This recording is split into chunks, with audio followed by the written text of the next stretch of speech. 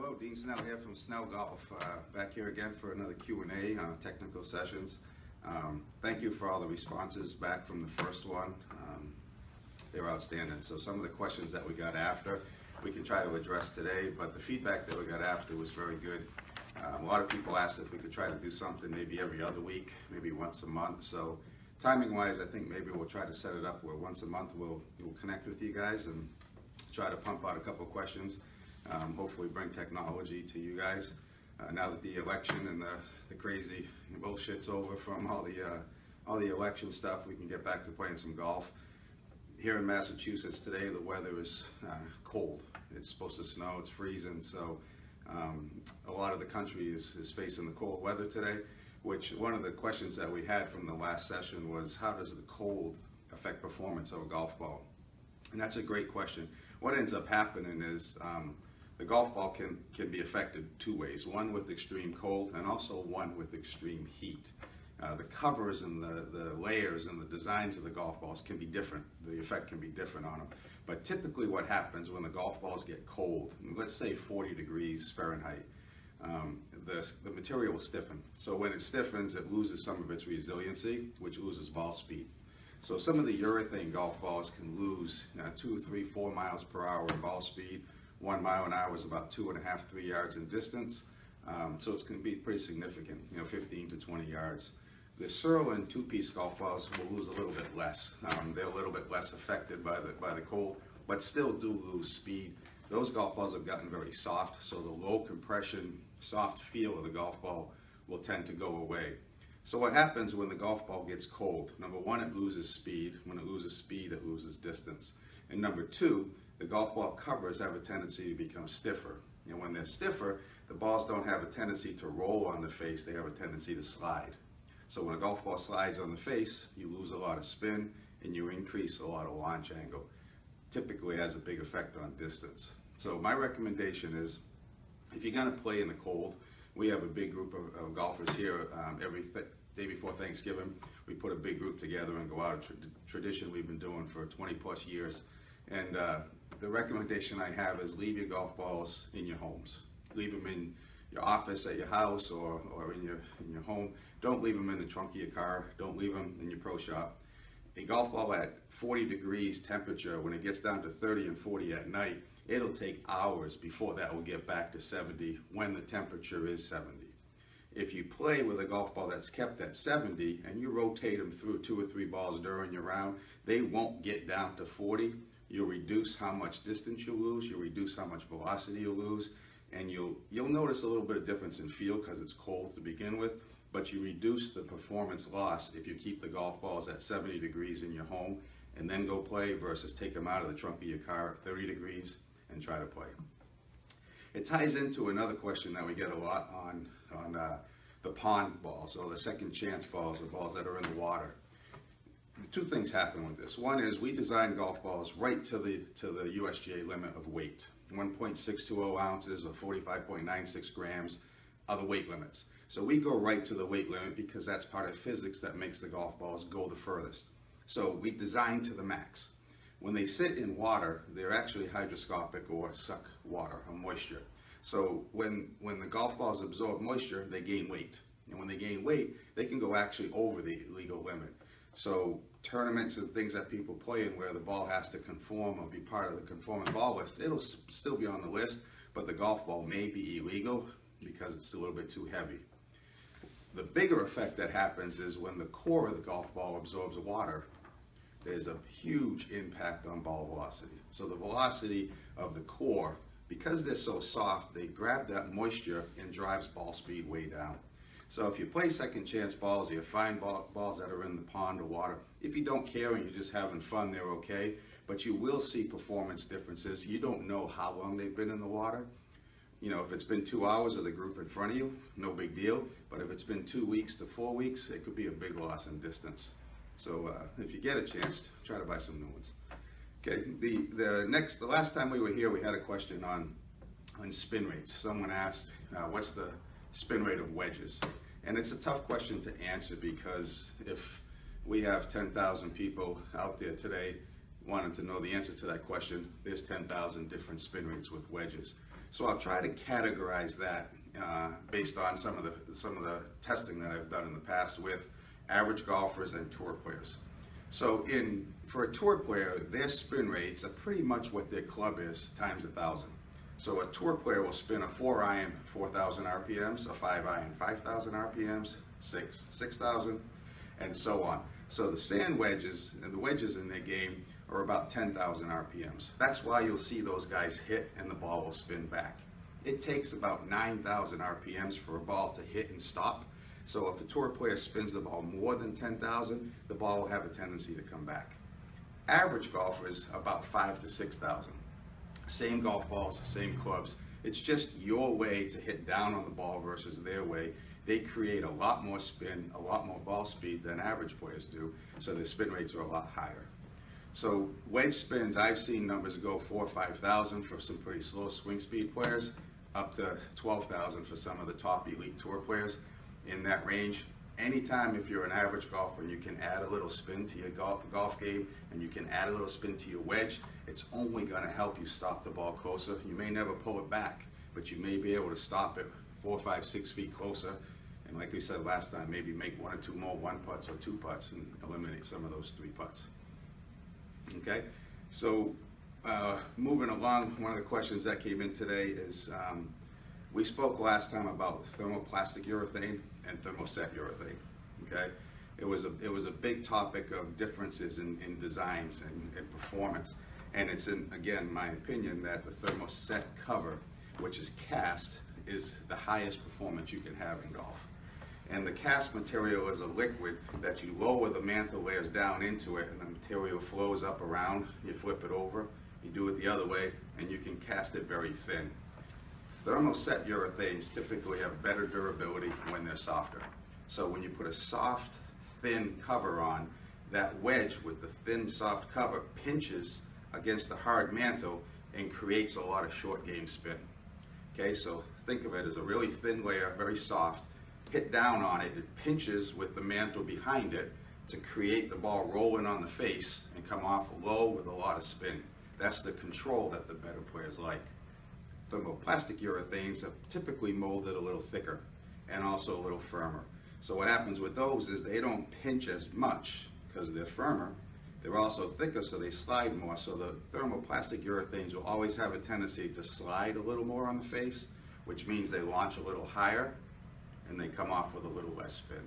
So the performance difference on those little short wedges and that little short game, my opinion is the thermoset urethane, the cast urethane that we use today, is the best cover material to give you the best performance. Okay, we'll try to move along. If I'm talking too fast, sorry, I'm a Massachusetts boy and I babble a little bit, but we'll try to move along a little bit to shorten these up, so give you some information and not have you have to listen to us for 45 minutes or so. The question that we got in today was about the number of dimples. Does the number of dimples on a golf ball matter? Is 500 dimples better than 300 dimples? Is 420 better than 320? And the answer is no. The dimple number doesn't really have a big effect. Wilson used to have a golf ball that were in the 500s.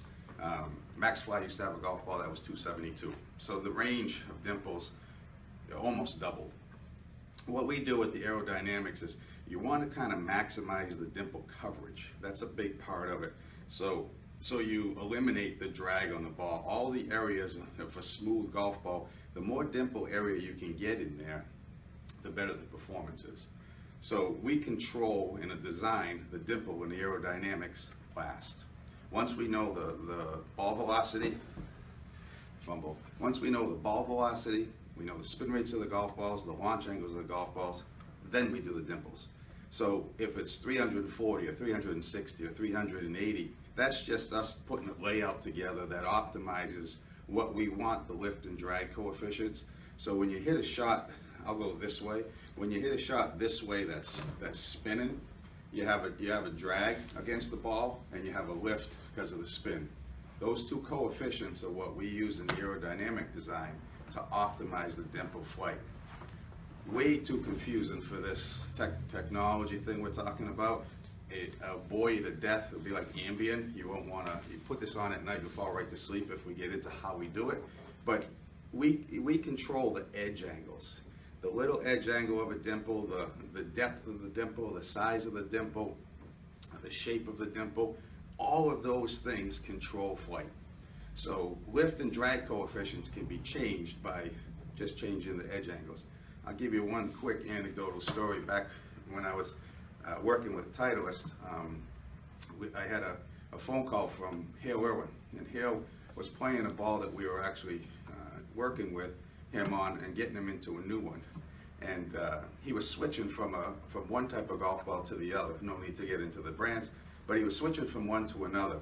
And he said, Dean, I had a 143-yard shot. I had a knockdown 7-iron into the wind in Hawaii, and the ball came up 2 yards short and went in the water. It cost me strokes and it cost me money. So I'm like, geesh, 143-yard 7-iron into the wind, 1.5, 2 yards.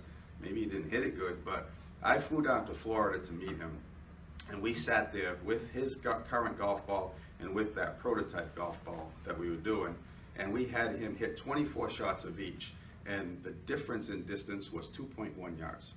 That's how good he was. We set up the same 143-yard shot into the wind. So I went back and I changed the edge angles on the golf ball, just a little bit enough, because the ball actually had a different flight to it. He said it was going a little too high. When it went a little too high, it got affected by the wind, and it had to be knocked down.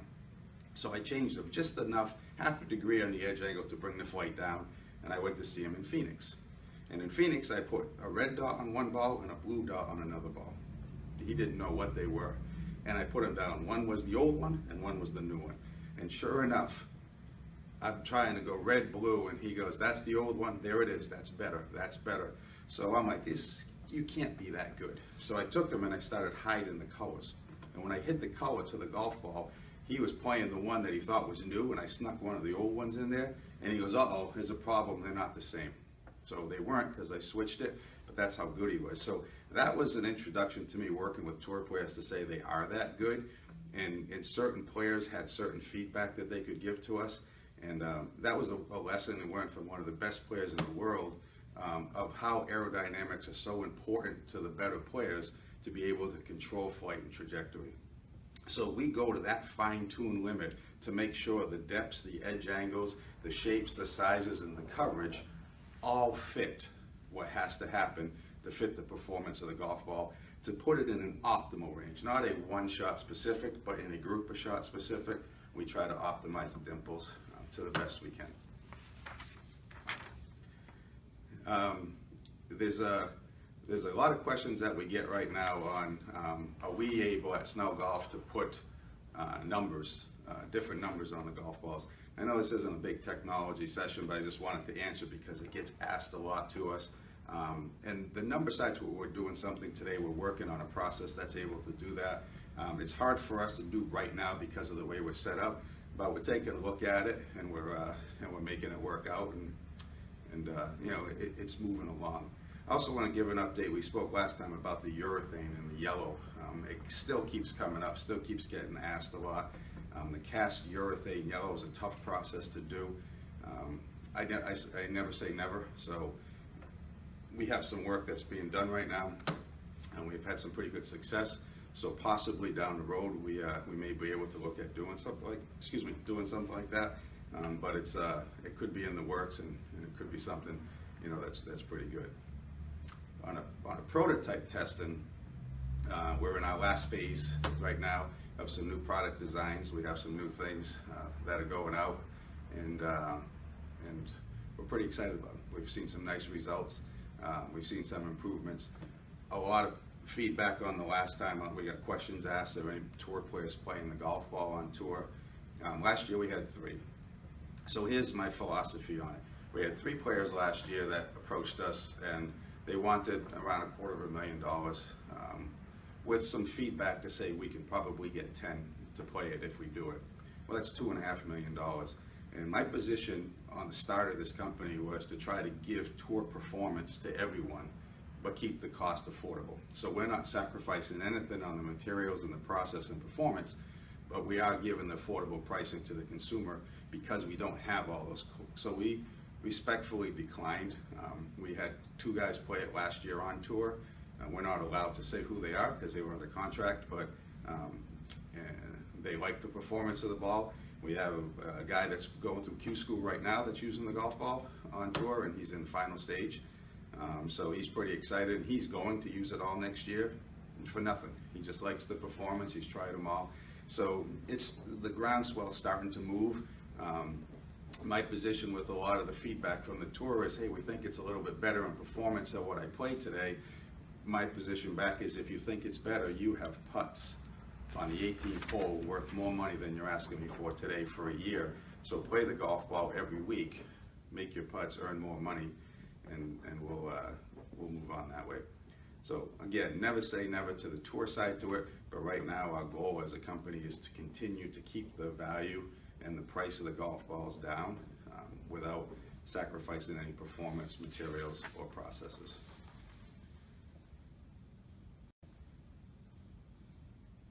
Okay, so one of the questions, sorry, I was just reading one of the questions coming in. This is if anybody's ever done this process, it's a little goofy. It's kind of strange. I've been fortunate enough to speak to hundreds of people at a time in technology sessions around the world. And whenever you speak to someone, you can always kind of get a feel. You can look at the crowd. You can see if you're losing them. If it's boring, if whatever you got to do.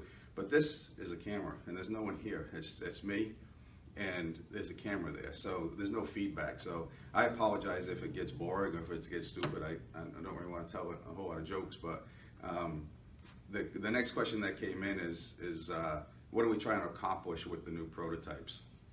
So the distance part of golf balls, to me, has been maxed out. The USGA controls how fast they can go. They control the distance they can go, the size, the weight, the symmetry we talked about last time. So if the distance off the driver for the better players, the tour players, is maxed out, we can't add any more, so we don't need to look at that area. What we can look at is where all the scoring happens, okay? And every golfer from 100 yards or 150 yards, when you put 2 players side by side, they never have the same results. If I gave golf balls to one person, he might say it feels firm, this guy might say it feels soft. This guy may say it spins too much, this guy may say it doesn't spin enough. So how can we go about taking a look at what that feedback is? I've used a lot of feedback from you guys on the social sites, and thank you for posting that, to address some of those areas.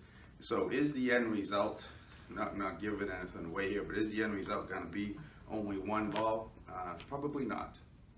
But how can we separate those 2 balls out with respect to improving performance over what we have today? That's the $64,000 question that we're this close to solving. And once the prototype stages are complete, we'll be ready to share some of that info with you. Okay, so the next question, and we'll probably wrap it up here for today, and again, we'll continue to do these if you guys continue to request them. Somebody asked about a swing speed for golf balls for 85 miles an hour. I touched on this on the first technology session, where my past is I'm a hockey player, and certain things in golf are pet peeves where they really make me want to pull the guy's shirt over the head and throw a couple uppercuts at it when I hear people talk about it as a way to try to tell somebody they should do something. So swing speed is a little bit of a pet peeve of mine because, like I've said before, it's sold by manufacturers to sell products, and I 100% disagree with it. I spoke last time about people believe in their minds if they have a slow swing speed, they need to play a soft compression ball. And we walked through this last time where low compression balls mean low spin, tee to green. So if you believe in your mind that low compression ball is going a lot further for you, you've got the rest of the hole to play with a golf ball that doesn't spin at all. It's the least amount of spin you can have, and your next 2, 3, 4, 5 shots, you got to play with a golf ball that has 0 performance, with where you need performance the most. So off the tee today, regardless of swing speed, every player gets into the core. Every player is going to hit golf balls pretty similar distance. You can't add enough ball speed to a golf ball at an 85-mile-an-hour swing speed or a 60-mile-an-hour swing speed. You can't add enough ball speed to make the golf ball go 10 yards longer. We talked last time at a 250-yard shot. If you added 1 mile an hour, it's 250 and 8 inches. That's the magnitude we're talking. It's not 260. It's 250 and 8 inches. And the rest of the hole you play with no performance. So trust me on this. I've done hundreds of thousands of distance tests out there with every kind of golf ball. And the swing speed part of the golf ball, if you're a slow swing speed and you're an average golfer and you miss 17 greens around, you need performance and spin to finish the hole because you have 17 par 3s left to play.